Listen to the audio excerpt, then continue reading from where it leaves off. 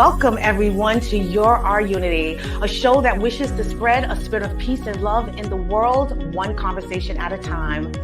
None of that affects how you are going to change the world. That's right. No, it does not take one person to change the world, but it takes one person to believe in themselves. Yes. That they can make a difference. I love to that. Inspire others. And that's why, for me, I try to make it my purpose now to try to help other people realize their self-worth. Yeah. Because it's so sad that so many of us, we get destroyed based off of what other people have to say. Yeah. I would say do it in your own way. Make sure you're doing it on your own accord and take a risk. Go out there and live your life passionately. Believe in everything that you're doing and believe in the fact that you will accomplish every single goal.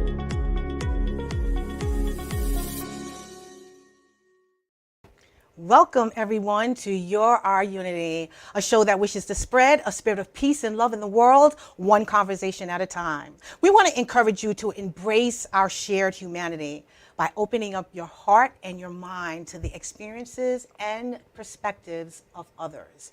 Be compassionate, be loving, be kind, respect one another. After all, we all aspire for the same things, to have a happy family, to have a peaceful environment, for us to be whole and happy. Let's not just relegate ourselves to the left or the right. Let's wedge ourselves in the middle and find a way to bring others together, for us to share in our common desires and our needs, and also to make sure that we all realize that we are valued, we are important, and that we are loved. I am your host, LaShawn Walker. I'd like to welcome you in. Please like, share, and follow. Let everyone know that we're on right now. So, my friends, it is September. I just can't believe it, actually. And, we always hear and actually see, on television, especially my little Jimmy Kimmel at night, when he's like going to all the news shows and they're saying, oh my God, I can't believe it's August. I can't believe it's September. Well, I cannot believe that the summer is basically over, my friends. We are back to reality. Kids are back in school. Our workloads have increased once again. It's about to get darker outside. We got to find some peace within the madness that's going on right now. So I hope that you guys are out there just holding it together the best way that you possibly can. The traffic is getting a little bit heavier outside, and just people are in a frenzy, knowing that September is here and it is time for us to get back to work, get to business as usual. So I hope that you had a great weekend, enjoying Labor Day, fulfilling, all of the summer desires that you had from the very beginning that you weren't able to fulfill in June and July. I hope also that you were able to visit with family and friends, and for you to just enjoy the end of the summer season. This past weekend, actually last week, I decided to take a trip to Six Flags Great Adventures. I haven't been to an amusement park in a very long time, so I want to share with you my past week with Unity in the Community.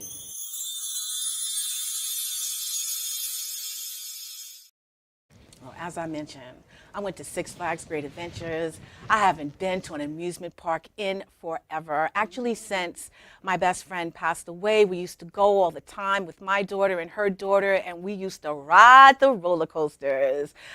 Loved feeling the wind in my hair and just being on those rides, twisting and turning, and just loving every dip and turn. It was amazing that I revisited my childhood feelings this past Monday. It was awesome. The fact that I got to spend it with my daughter and also my best friend here in New York, Tracy August. We went to celebrate her daughter's birthday. So I was there, and honestly, it was amazing to me how many people actually were there for the same reason, to just have some fun, for them to come together with their family, enjoy the last of the summer. I saw so many diverse cultures and nationalities out there. It was amazing.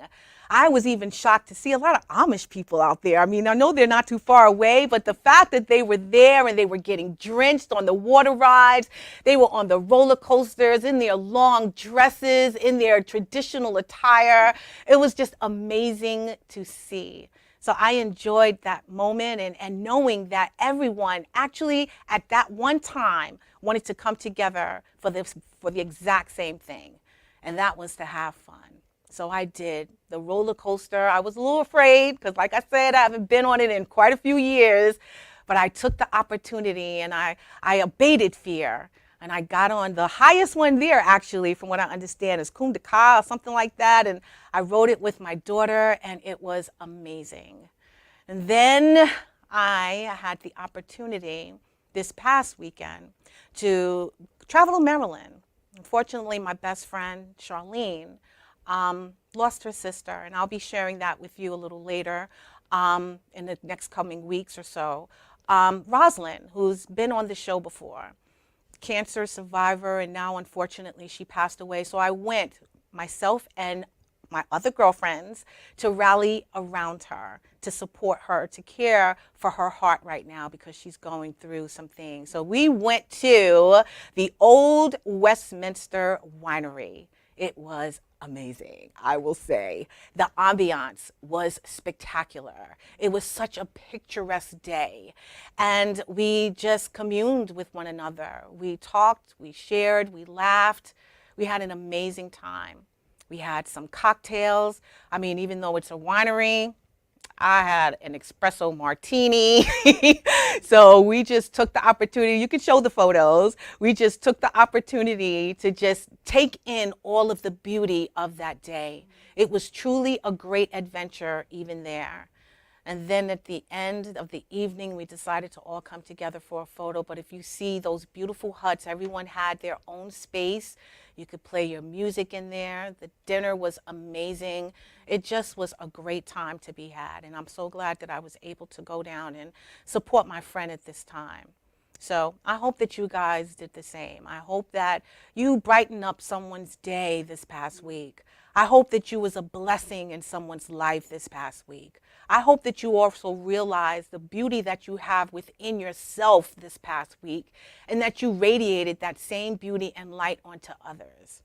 So the week before, I was telling you about this amazing time I had with Soh Young Lee-Segredo. She invited me to this event that I failed to mention on the last show that she actually helped put together. She curated this amazing event for the Indian Independence and Korean Liberation Day. There she is singing her beautiful songs as she always does. And it was just all about us coming together and realizing that we share in our humanity, that we need to celebrate that and embrace that. She invited so many people, and there were so many from diverse cultures and nationalities there that were able to come together and just enjoy the meaning of that day. So she's back again, my friends, for a part 3 to our cultural journey. And I'm so excited to have her here again, also with her friend and member of her organization, the Multicultural Council of New York. So I want to introduce you guys to Soh Young Lee, but first, the title of the show is Embracing Our Shared Humanity. And we're going to be speaking to Soh Young Lee-Segredo. A passionate advocate for cultural diversity, has made a significant impact in the community through her work in arts, culture, and education. In 2012, she co-founded the Multicultural Council of New York with 3 educators to amplify their efforts in serving diverse communities.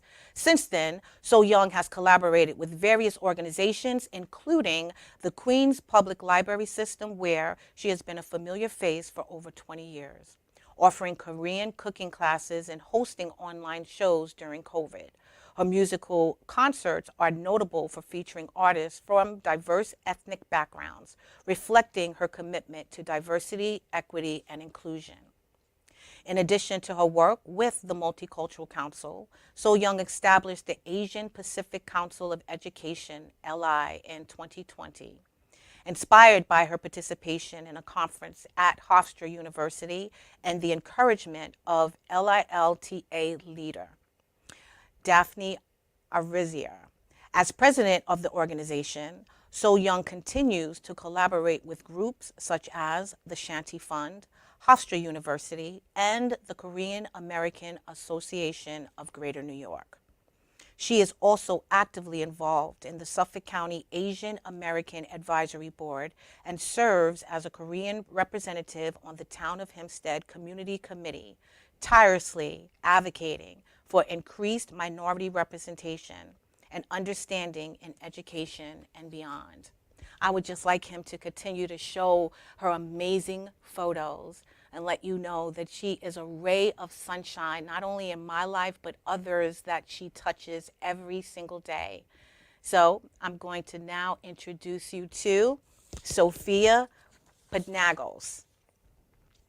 She is an accomplished educator currently teaching FLES Greek at the Hempstead Public School District.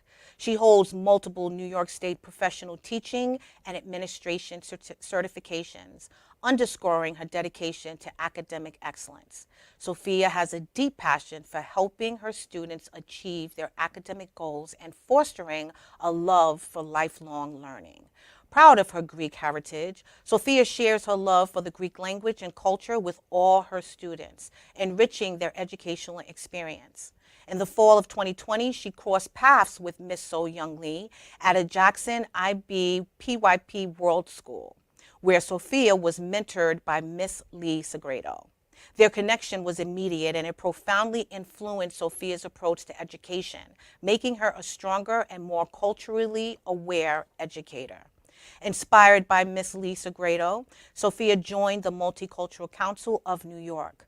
Together, they collaborated on various projects throughout the school year to promote cultural diversity and awareness. Through her involvement in the council, attending meetings, events, and fundraisers, Sophia witnessed firsthand the significant impact of Miss Lee-Segredo's work in promoting multiculturalism across New York State. So please help me welcome the amazing, beautiful, and talented Miss Soh Young Lee-Segredo and the beautiful Sophia Panagos? Panagos. Panagos. Okay. Panagos. Panagos. I'm gonna get that. Panagos. It's Greek. I'm learning. So wonderful to have you here, ladies. Thank you for having us. No problem. Thank you for being here. You again, my friend. You know that we have yet to really scratch the surface of all we could share about you, but today is about your organization.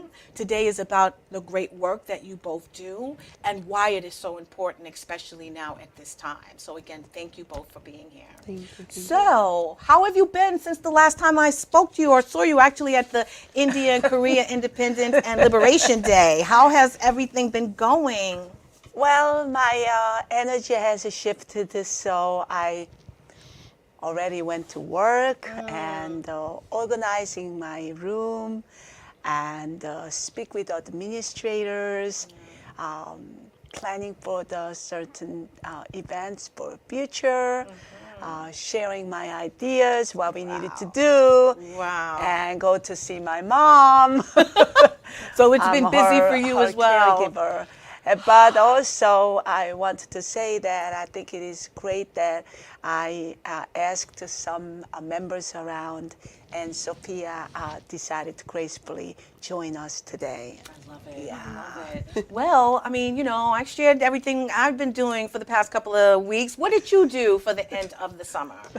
Honestly, just kind of relaxing. I went to Greece over the summer to see family and friends, and the last couple of weeks just getting, back to routine, back to schedules, and slowly kind of going back to school and getting everything ready again. And as you highlighted earlier, just kind of going as the end of summer is approaching, just soaking it all in those last couple of days. So it's been truly remarkable to enjoy and to relax and refresh. I love it. I love it. So I'm so glad again that you ladies are here to speak about your Multicultural Council of New York. Please, I mean, the last time we left off, I mean, you're involved in so many different organizations, so many diverse organizations that speak to many different people in different communities, and I understand that that's obviously your passion and your love is to bring people together. So how did the Multicultural Council of New York actually come about? Well, I was already been performing in New York for numerous years. And when I wanted to collaborate with the other organizations, one of my friends says, "So Young, everybody knows your stage name is So Young, and then you're doing it. But how about you want to expand that horizon and make it into the nonprofit organization?" So 2012, I spoke with a few of the educators, and they were very excited. So we established, and since then, we've been continuously filling this, like almost like filling this box, like blessings. And our logo is upside down umbrella, and I designed that, and saying that oftentimes we human beings have a tendency always look at rainy days as a negative day. Oh, I'm gonna get wet, I cannot put this on, and then shoes. But if we literally look at the element of water, that's one of the most important elements we have in our life. So I'm saying, let's not complain, but collect buckets of rain together. So I turned the umbrella upside down, and then Diane McCabe, who's retired art teacher from Hempstead, since the beginning she was the member, and she just scratched and then just made the umbrella, and then I said that to her, upside down. And she thought that was very interesting. That is. And then since then, we've been trying to collaborate with many other organizations, and we are trying to advocate. And also, my father was one of my mentors and advisors, and it's good to say that last few years we include humanity scholarship, where the young future generation can think about and focus on what is humanity, and they can express in writing, or this year we included even fine arts. So we are connecting dots like you do. You have to be out there in order to connect the dots. And we don't have a time to be depressed or complain. I mean, I do complain to my husband. I complain sometimes too, but when I'm outside, we're a ray of sunshine. Yes. A ray of light. Yes, you are absolutely right. Yeah, and also having someone like Sophia interested in our organization. Just so I wanted to see if Sophia can talk a little bit about. Well, you're an educator. So how did that come about? Did you always want to be a teacher? How did you get into that career? So from a young age, right through high school and middle school, I definitely struggled in school. And because being a first generation here in New York, my parents immigrated to New York at a later age in life for a better life. And so for me, I really took it very seriously, my education, and I really acknowledged everything that my parents did over the years. And just to see the struggle of learning the English language as a student and really teaching it myself, were a time where there was no such thing as ESL services, and teachers were just kind of in the very beginning phases of how to teach English as a second language. It was just very eye-opening for me, and I said, to have students who are really struggling in our classrooms, where that's something that we really need to be the voice for our students. And that was something that really pulled me in. And I have a plethora of certifications, and it stemmed from special education and general education. But from there, I dove into other areas where we have gifted and talented and literacy, and really diving into later with my bilingual extension, and then going to the foreign language in the elementary school, which I found very fascinating to even have those opportunities. And now that I'm in the classroom, I see students that are from all over the world, and you just see them who are just, they're really embracing their cultures and saying, I'm bilingual. And, Yes. and just to already have a knowledge and an understanding of one language already before even learning another one is just truly fascinating. No, it is. That is it. Yes. And embracing that. You Yes, know? absolutely. Because a lot of kids, when they come here, they're just so focused on learning our language, the American, the English language. Yes, And not that yes. they're forgetting, you know, their roots and where they come from, but course. they're more focused on speaking in the American dialect, which I think it's so important that they say, I am bilingual. Their parents are still talking to them in their native language when they're home. And also getting the opportunity to learn more about it in school, I think is so important as well. So that is so great. So again, you, like I, caught the So Young Lee bug. And so once this woman graced your school, or you met her in school, correct? Yes. What connected you, and how did you become part of the Absolutely. Multicultural Council? So when I first met Soh Young Lee-Segredo, the first thing that just immediately was her knowledge about education, her knowledge about life, her experiences that she shared with me. And I was just so fascinated by how much she's already accomplished in her life in such really in a small amount of time, believe it or not, even though, you know, age is but a number, I always Yes, it say, is. you know, and we always can accomplish so much more on a daily basis. And just to see someone who has just made an immediate impact, who has created her own organization and has touched the lives of so many educators, even to this day. I've seen just in that small amount of time how people come up to her and they really want to learn, and they're craving that. Not only just the students, but even the adults. I see the adults, and they're just like blown away by where she's gone and how much she's accomplished and her knowledge and what even more she has in store for us. And you know, it's just eye-opening just to see that there is something like that, an organization that she's built, and even just she's a walking breath of fresh air. Just you know, just by speaking to her, you can already gain so much, and that's what really inspired me immediately. And I felt the immediate connection when I first met her. I love that. I love that. So again, because you're right, she's literally to me like a breath of fresh air. You know, considering you know everything that one is contending with on a daily basis, and Absolutely. you know we have our jobs, we have our lives, we see the people on the outside, we observe what's going on in the world, but she makes it okay. You know, and I love the fact that she cares about others, because then that makes you want to care for them as well. You know, so I want to understand now that you've been taken away by everything that she is. Multicultural Council, did she invite you in? Did you say, hey, I want to be a part of this, please tell me what I need to do? How did that desire and that passion come up So for you? we just had a brief conversation, and from there I immediately did my research. I dove in. She has an amazing website that's very detailed, very thorough. I was able to read the background, the overview, see all of the wonderful trips and events and activities and all the people she's interacted with over the years. And immediately I got pulled in. I saw something that this is not only just for now, but this is for a lifetime.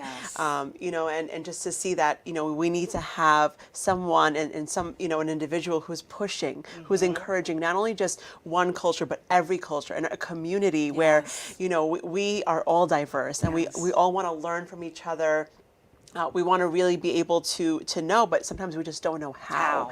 And you know, Miss Soh Young Lee-Segredo is really truly modeling that for all of us, and we're able. She's pulling us all in a way where we know it's there, and then from there we can also branch into other activities and other opportunities that are there for us, and so that's where immediately I signed up, and you know, I've been very active, and truly not only is she just someone who has just created this organization, but also as a friend. She gives a lending ear, and she's someone who's going to be for a long time, and God willing, we have this opportunity for everyone. Well, I tell you, in the short amount of time that I've known her, she's also educated me, informed me, has opened me up to a bigger world than what I was able to even navigate myself, to open up myself. And I appreciated it, because although I know that I have that in my heart, it's actually to have the person that can lead you into those spaces. And that's what she's doing. And I so appreciate her for that. And I know that the Multicultural Council is all about that. So tell me, Soh Young, how has your work with the organization evolved over the years? I mean, I know what your plan was in the beginning. How has it evolved, and what has changed? Basically, at the beginning, we were focusing on cultural and musical aspects of community. So we were connecting with the artist, with other artists, and so whenever I am performing in the Queens Public Library New Americans program, I am inviting something called Soh Young and Friends, friends who are from different diversity, ethnically, and as well as the musically. So I have a different guitarist. I have 3 different guitarists. Wow. And some of them are Korean, some of them are Japanese, and percussionist as well. I have a percussionist who's Arabic, and then Korean, and then African American, and keyboard artist is Russian, Jewish, or Korean. And so at the beginning, we were trying to connect with the music because I've been performing in Queens Public Library over 30 years. Oh, wow. And then I also helped connect Korean community with the Queens Public Library each time the New Americans program director and an assistant directors change. They come to Queens and they are not very familiar with many different diversity communities. Right. And I've been helping them with that. I love it. And so then it sort of started to change because I wanted to focusing on areas that perhaps we can able to find a solution. So I always say, I think there is not enough effort to highlight women among ourselves. Okay? We are women, I am woman, and we are women. Yes. And we still have to think about and talk about equal pay in United States. CEO who's woman and CEO who's man. I am sure they don't open up the book, but that's different. Yeah. We have girls who are not encouraged to go into mathematics and science or technology and physical education. I think that is so important. We need to encourage them to do so. Then we have certain violence that's happening in the home, right? And then depressions, and then women are maybe culturally not allowed to discuss with others, or you feel shame, and then you're not acknowledging yourself, self-conscious about, and you think it is your fault, and things like that. I was never been a good girl to my father and my mother because I always walked my own, path, and I always played my own drum. Right. And as I think I mentioned it to you, when I was 5, I started to perform. I was performing installation art already at age 2, and I got beaten up. Wow. Then 5, I was also doing that. And then later on, when I was 10, I was already performing, created my own skit in middle of Korea, Seoul, middle of Seoul. And then my father found me, and then I got into trouble, so I had to stop for a while. But I really never really stopped because I think that was given to me.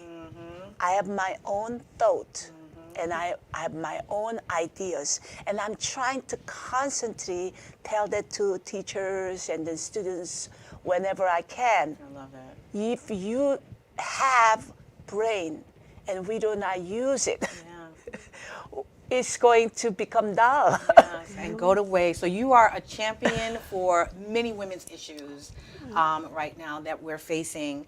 I honestly believe that, you know, especially in the century that we're in, and as many powerful women as there are in this world, that we would have been past that already, that we are receiving equal pay, that we are, you know, speaking up for ourselves and actually have a voice in certain spaces. But I know that it is still something that we have to continue to work on, to champion, and to uplift other women to realize that they do have a voice. So I love that you do that, and I'm glad that it's evolving into that as well, because I know you are also, you know, focused on the youth as well, them realizing the importance of them owning who they are and where they're from, and sharing that with the world, and not feeling, you know, bad about the way they speak or where, you know, what nationality or what beliefs they have. So I love that. I want to ask you, Sophia, can you describe a moment when you witnessed the power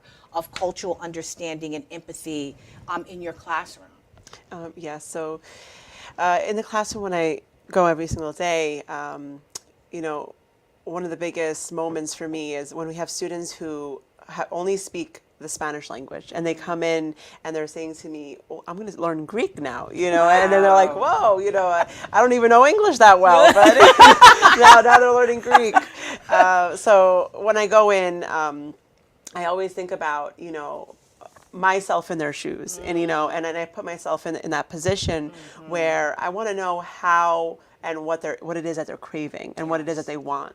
They really do want to learn. They're coming in with this urge, this necessity that they're willing and they want to learn. And when going into the classroom, I always keep in mind, I'm also that global learner where I'm coming in with all these resources and tools that I'm presenting to them. Right.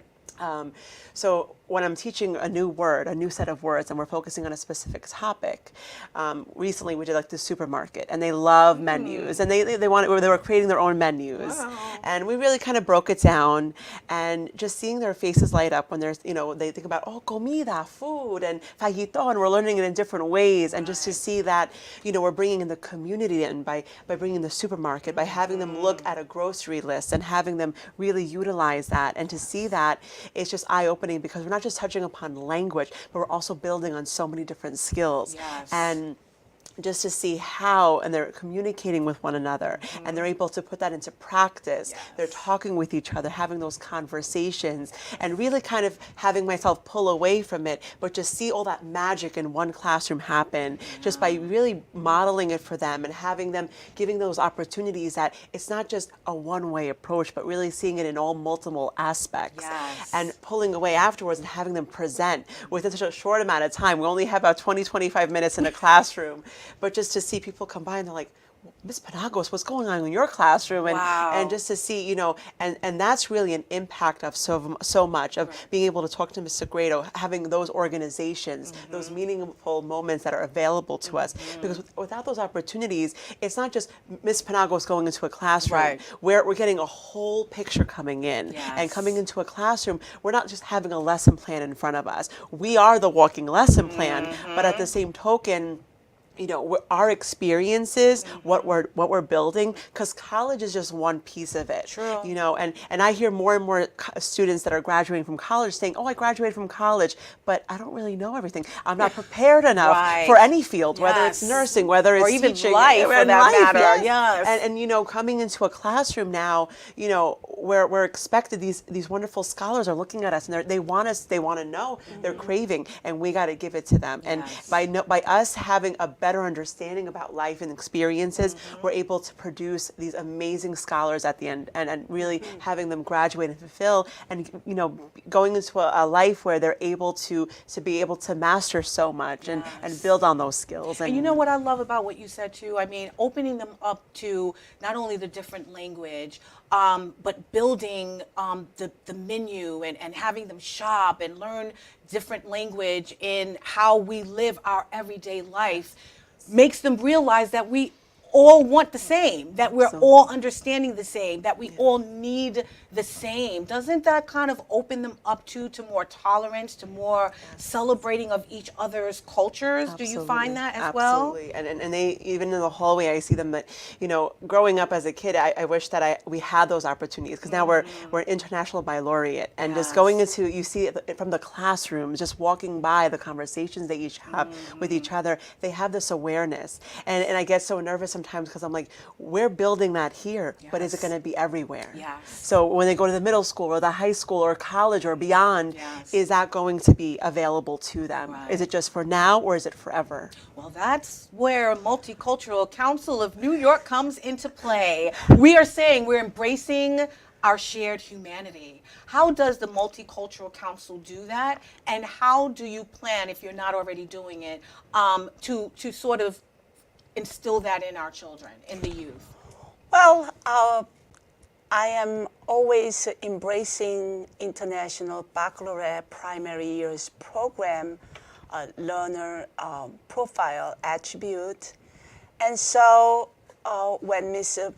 Panagos came from other school, she transferred to our school. Oh, wow. That's how come we didn't meet earlier. I think we met 2021 when she came. And that's when I come in to mentor and then talk to students and then support her, because then we are saying to the children, you need to be open-minded. That's one of the learner's profile attribute. And you have to be a risk taker. And you have to be a communicator and be an inquirer in everything you learn, because we are our own teacher. Before you look at someone else, you are your own student and you are your own teacher. Yes. So when we bring that aspects of it, already I'm thinking in my head, all right, you are trying to live with multiculturalism. And then happen to be, I'm in the position where I can go into classrooms and then I'll mentor someone like Ms. Panagos. Okay, Ms. Panagos, I see that you are trying to create the menu, okay? And then she's also now very much purposely aware importance of bringing the vocabulary in English, Spanish. So she's now learning Spanish, I'm sure more, and introduce Greek. Right. So students feel empowered. Right. Multiculturalism impact our lives. Yes. That's what I want to say. But another issue that I have it and then I'm working on, along with my another organization founded in 2021, because Lawrence Levy, who is the Hofstra University National Center for Suburban Studies Executive Dean, did research on Long Island 2019, and when he presented it, everybody was, even though we are aware of it, shocked, because the study showed 3% Asian teachers teach in Long Island. Wow. Wow. 3 or 5% of Hispanic teachers teach in Long Island, and 3 or 5% of Black teachers teach in Long Island. So we are all saying, as she talked about it, that other school districts and other educational institutions not giving that opportunity to the students to learn and then understand of that background of diverse culture. Right. Where will they able to be when they are working collaboratively when they go into college? Right. So we were just thinking about that. So Daphne, who encouraged me to start Asian Pacific American Council of Educators in 2020, I still have it. She sent me email at 11:55 at night. Wow. Saying and convincing me, you are the only one who can do this so young. Why? Because Chancellor Young is working on that diversity, equity, and inclusion. And we have to, as a sister organizations, work together and able to make this happen. So I guess I'm a little like a seed, but I want to have a big hope, and I'm a little seed for the big tree that want to connect and then have many branches and then able to give that impact someday. I love that. I love that. And it's so very important, especially in the world that we live in right now. There's such a divide. And as I mentioned, in the intro, it's either you're on the left or the right. And we need to find that middle ground somehow. And how are you, Sophia? I'm sure what grade do you teach? So I teach all grades from first grade all the way to sixth grade. Okay, perfect. So I'm sure that you're sharing like the state of the world in on their level to these children. How does your work with the Multicultural and So Young sort of influence how you're teaching these children? Absolutely. So when I think about going into the classroom, my first piece is just having that understanding, that purposeful, that awareness of connecting, the best connection, the best approach in how I'm going to communicate with my students. Miss Soh Young Lee-Segredo is very big also in including the arts. And our children are very artistic, very creative. So I have increased my level of music in the classroom, my level of movement. So I do some dancing as well. Are you singing in the Yes, classroom? I do Oh my dancing God. I love it. So that's another thing. I really, one thing that Mrs. Segredo has really inspired me is the authentic learning, really going back to that. Because it's so easy to go on Google and I'm going to find something on very quickly and I'm just going to put it on for the students. But then we also lose that connection, not only just with our students, but with each other. And we're saying, oh, it's just easy just to go on like my laptop and say, I'm going to go and just type something. But just having that understanding that you are creative, you are authentic, you're able to bring something, you're able to create something just from two things, just from a piece of paper and just something that's in front of you, and just I've seen that happen. And Miss Panagos, do you want to talk about my sash to go Oh yes, we put together sashes, So Young and I, and we literally created them from scratch. We made paper sashes for a wonderful concert, for a spring concert. I love it. And we had them all ready to go, and we were ready. We had plan A, B, C all planned out because and the kids love them. They saw them and they were instantly they loved it because that's something they can go home later and say, I'm inspired to do this. I want to do this now, and just to think that it's not just one way. There are multiple ways of looking at things, and that's what this organization has inspired me to do. LeSean, one day I was visiting Philippines with my best friend, and Karen and her mother lives literally, you cross the street, there's a high school. So we arrived and she wanted me to relax. This is a vacation to relax. And I said, Karen, are you serious? You didn't tell me you have a high school across the street? What do you think is going to happen? Oh, no, so yeah. And I said, no, we are crossing the street and going to see principal right now. I love it. Right now? Okay. So we went to school and we found the principal. And so making long story short, I was talking to him and he said, oh, you would like to see students? Okay. So we were talking, and after 30 minutes, my 5-minute to 15-minute visit to the school became 2 hours. I believe it. And he says, oh, we happen to have a state director coming in evaluating our school. Do you mind if you keep certain students and do something with them? I said, Absolutely. And so in Philippines that time, I don't know how much it improved. There were not many places you can go to make a large amount of Xerox copies. So I stayed up until 3 a.m., Wow. On your And- vacation. wrote the curriculum, and I told Karen, we have to send out your driver Wow. to go and make a copies of this. How many? He said 150 children. Wow. So he had to go several times because only they can make a 50 at a time. Wow. Because the machine is not that advanced. So I went in there and I did emotional intelligence.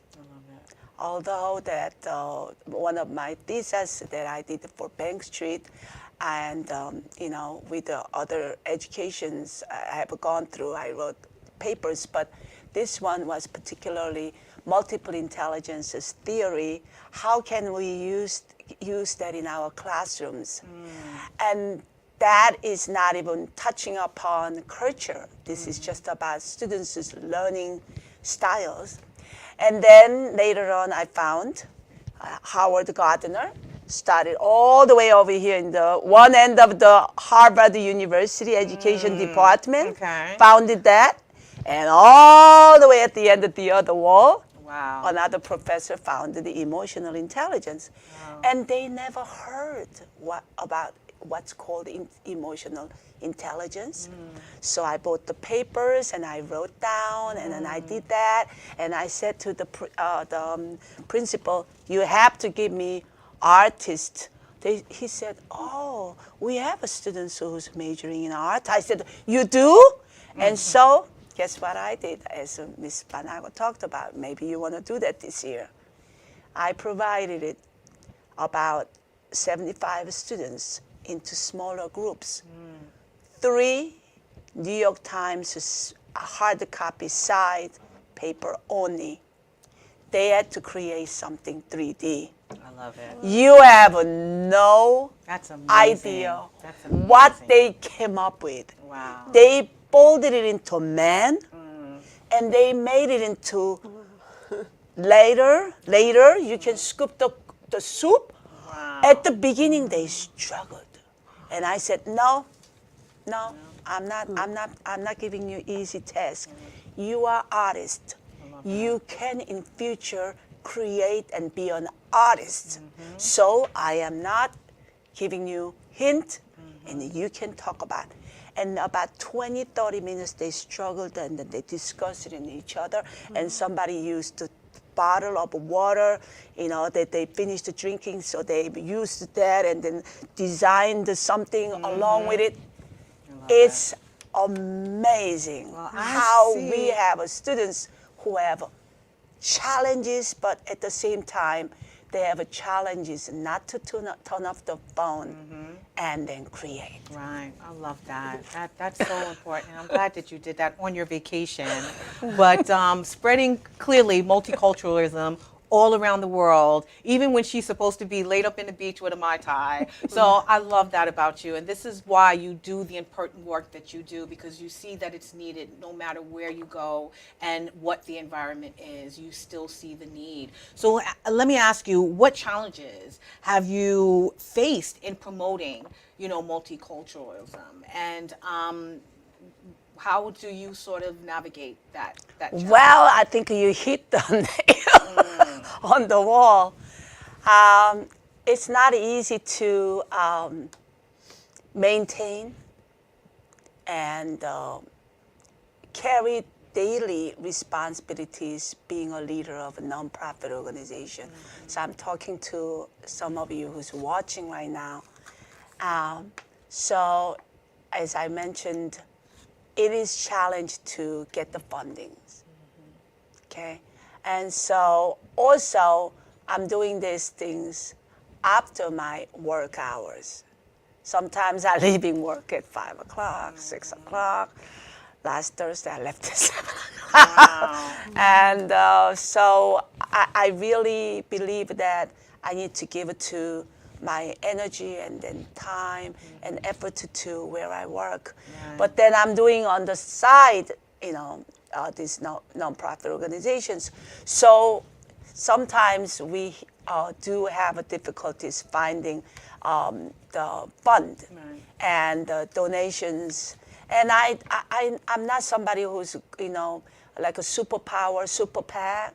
So I don't go to government, or I don't go to big shot, somebody who's a billionaire asking for it. Because currently, until I perhaps later on, thinking about retiring, I'm part-time who's doing these things. So we have somebody like a Sophia and then other teachers or friends who's donating. And from that, I'm thinking about creating ideas and doing things. So, of course, that I'm the main contributor of my own nonprofit organizations, but I will not, say that it's not unnoticed that a lot of people every year make a donation and pay their dues, and also. Executive directors are always conscientious of our needs, Supporting. and supporting. I love it. And we needed to do some collaboration together. Yes, with other very organizations important. that actually have the same mission. So that is, really what my question is to you too. I mean, the title of the show is Embracing Our Shared Humanity. Right. So, Sophia, tell me, what role do you believe educators play? Because they're trying to erase DEI. They're trying to erase all of these programs, these taking books out of schools. Like, there's so much going on right now. So what do you think the role of an educator is in making sure that even though the kids may not have access to it in certain states, that we're still teaching and showing them, that we share commonalities? So I think the biggest thing is just having that constant exposure, the exposure. We have the knowledge, we have the awareness, but I think it's the exposure. So I think through word of mouth, we have so many diverse learners, we have so many diverse educators.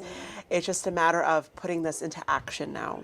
So by having maybe signs and maybe having, I know people do social media now, it's more than ever, more active, just knowing that there's something there. Because I know in my culture per se, in the Greek culture, the resources are very limited as far as organizations, as far as committees, as far as even just resources to educational resources to provide for our students. And there are a lot of cultures that are in that similar boat that, they're willing to learn, they're willing to collaborate. But unfortunately, if we don't have that one person or multiple voices who are willing to get together and to really combine and really work at this, because this is not a simple project. There are just so many cultures and heritages that are being, believe it or not, diminished slowly. Even those languages, those dead languages that people had in their own villages back in the day that they spoke amongst themselves, even those are being diminished because they're not being utilized. That's not that exposure. They're not teaching the younger generation. So we as a whole need to come together and be that push, and having an organization such as Mrs. Segredo's, we're able from there to be that voice in every culture and every heritage, and really imitate that and radiate that in a stronger sense, in a bigger sense. I get it. I love that. What does embracing our shared humanity mean to you, So Young? I think that humanity word itself has a human, and we think, oh, okay, So Young, what are you talking about? Okay, and in Asian culture, they believe that it's always that one side and the other side leaning on each other. That's the sort of like a symbol of mankind and then humanity. And that's just so simple, but it's deep. That's because if we look into ourselves, we care about our body and mind and the soul, okay? And we want to make sure our family members and relatives and close friends have a wellness of that SEL, physical wellness, and all that, that means that other person you might not be giving credit to and respect as a person of human beings has the same kind of a need and desire and the dreams. Yes. So humanity simply means like you look at yourself and look at other person as your twin. Yes. As I mentioned one time also, I love it. we are each individual soul. Yes. If we treat like that, okay, that person might be having similarities and differences, and person has some kind of experience in their lives, reason they treating you like that, okay? But we also have to look into why and what can we do to take that away. Yes, I love Yes. that. I love that. Thank you so much. Time has gotten away from us. You know I could talk to you for another hour, but I'd like to thank both of you for being here. You know I have to have you back. You know you're coming back, that's right.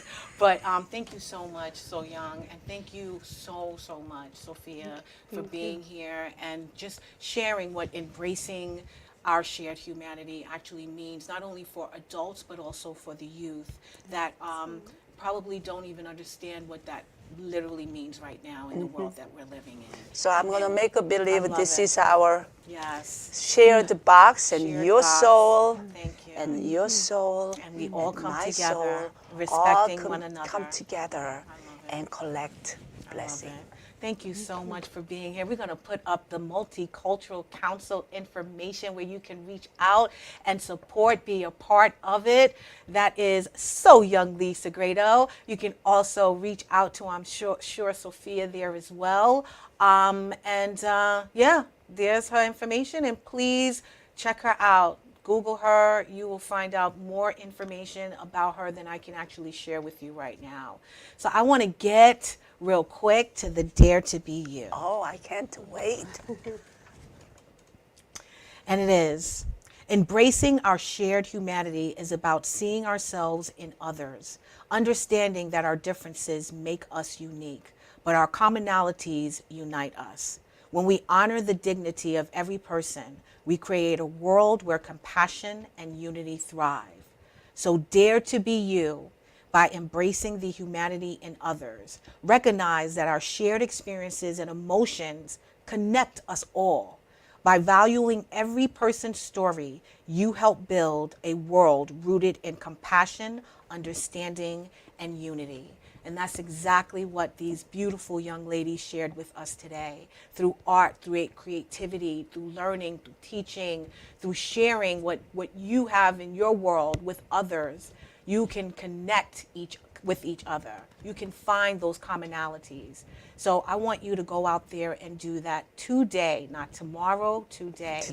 Today. You find a neighbor, you find a friend, you build a society that is united by actually respecting and giving the voice to others who are not like you.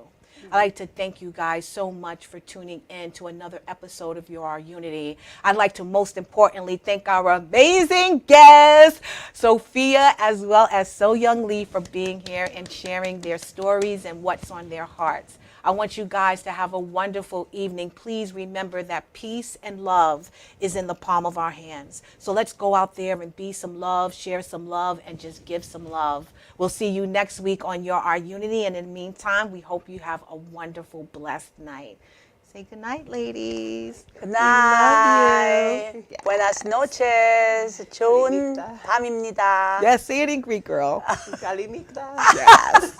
See you later. And go out to get now. Yes. Agora in Today. Portuguese, ahora Spanish, and Dora. Aw, thank you. okay. Thank you.